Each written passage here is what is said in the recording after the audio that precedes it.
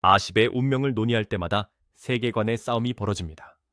한쪽에서는 예산 사거리 속도 측면에서 현대화를 주장하는 사람들이 있고, 다른 한쪽에서는 효과적인 공중 지원의 중요성을 이해하는 일선군이 있습니다. 워호그의 단점이 아니라 낡은 외관을 이유로 폐기를 정당화하려 한다는 점이 웃기기도 합니다. 하지만 조종사들은 이 비행기를 좋아하고 보병들은 A-10전보다 더 좋은 친구가 없다는 것을 알고 있습니다. 그렇다면 노후화된 공격기는 왜 그렇게 깊은 감정적 반응을 불러일으킬까요? 그리고 이 시끄럽고 낡은 항공기는 스텔스 전투기 시대에도 어떻게 효율의 상징이 되었을까요?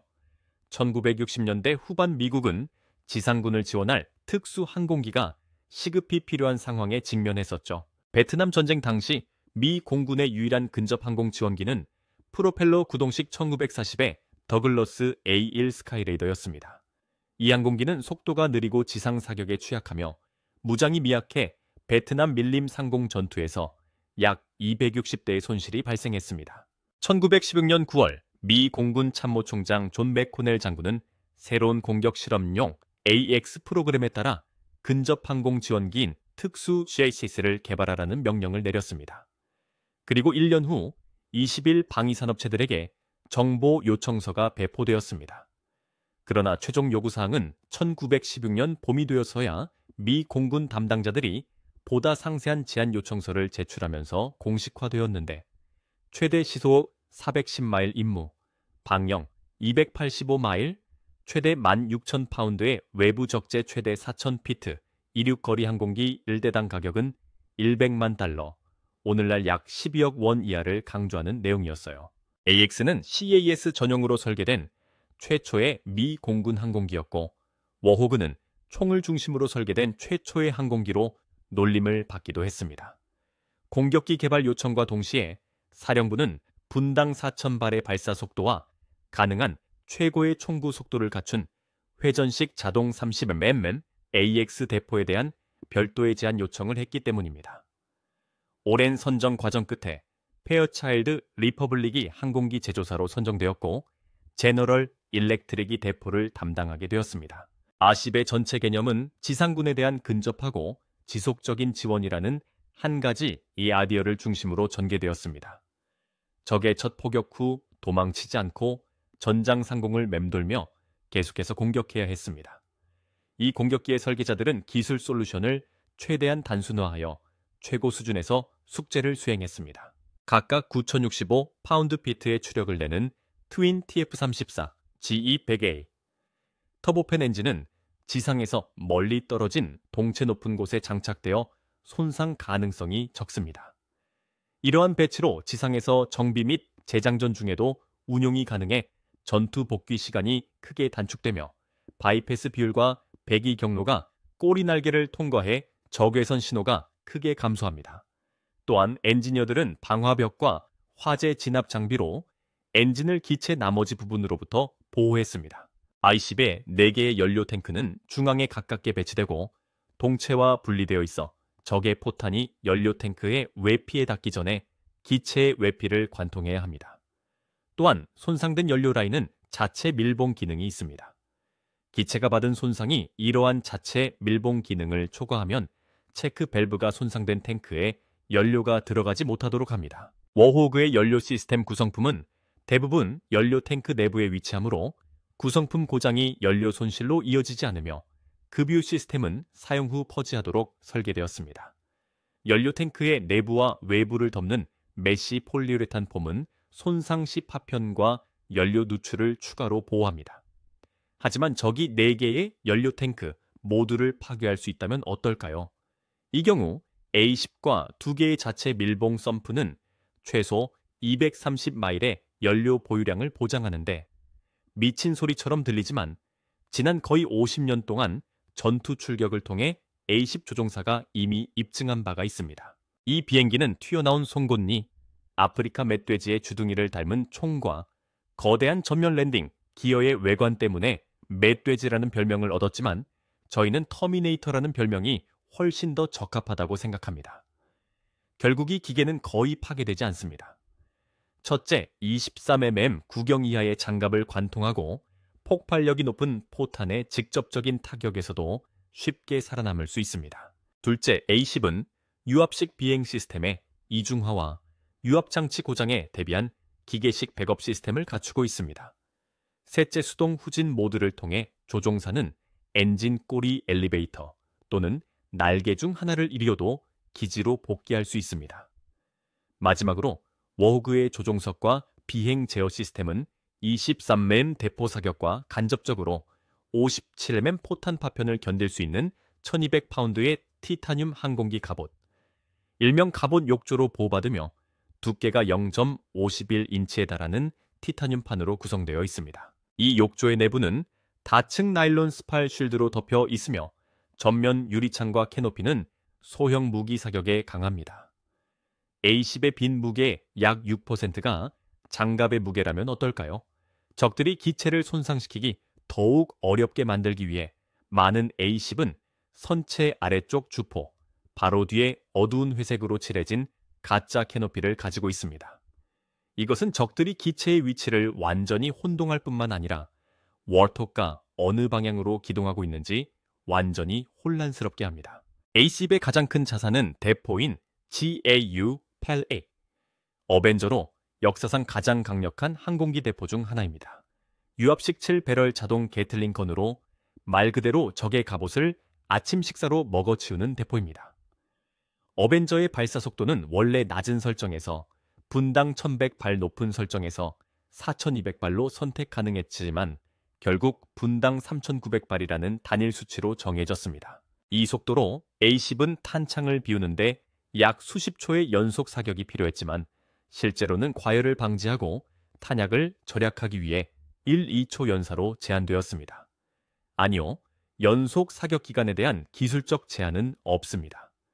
조종사는 GAU-8점 손상 없이 한 번의 탄약을 모두 사용할 수 있지만이 방법은 총신의 수명을 크게 줄이고 총 자체에 추가 점검이 필요합니다. 기아우-8A 탄약 설계의 혁신은 기존의 강철이나 황동 대신 알루미늄 합금 케이스를 사용했기 때문에 총이 주어진 무게에 대해 탄약 용량을 30% 추가했습니다.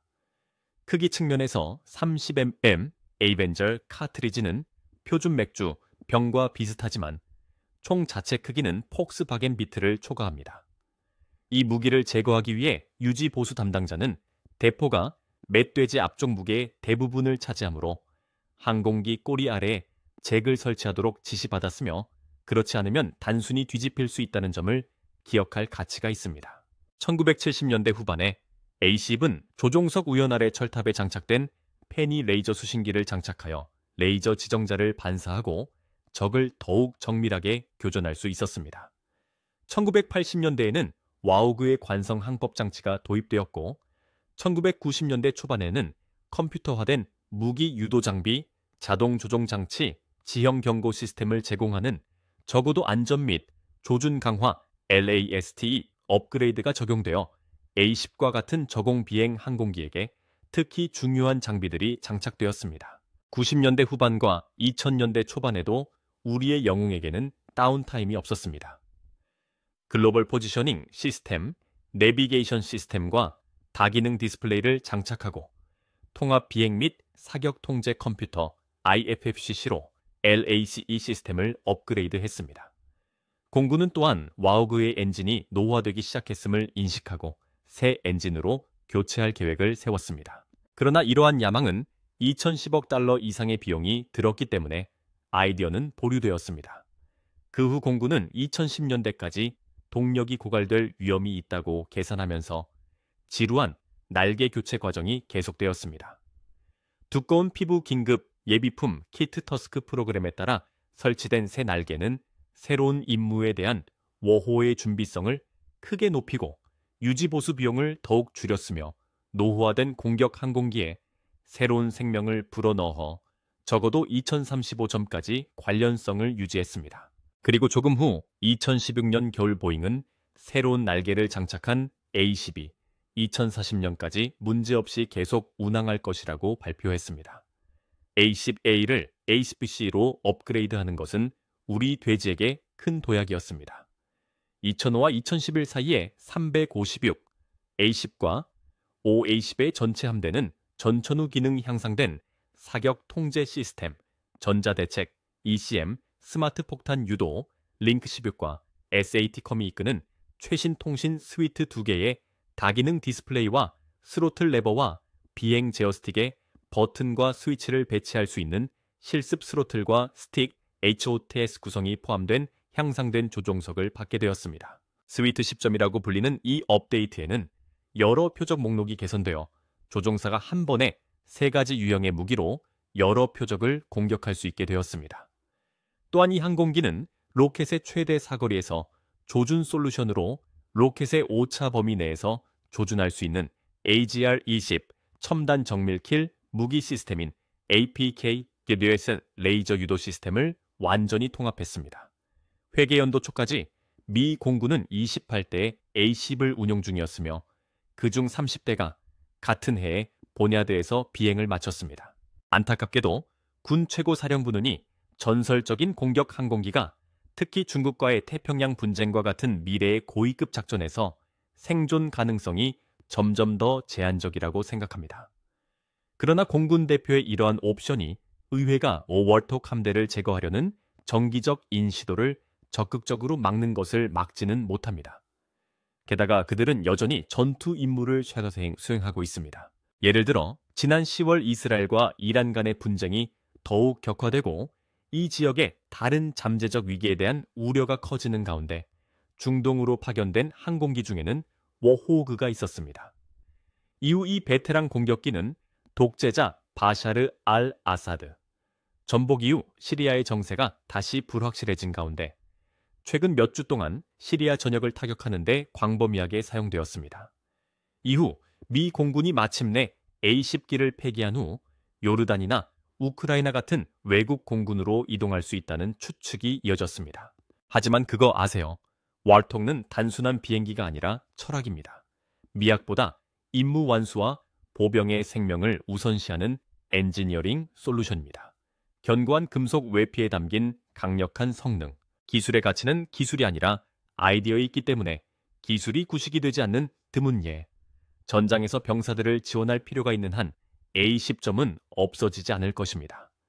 TV에 잘 나오지 않고 화려한 에어쇼에서 빛나지 않지만 누구보다 잘할 수 있는 일을 제대로 일관되게 매우 효과적으로 해내는 보이지 않는 전선의 영웅입니다.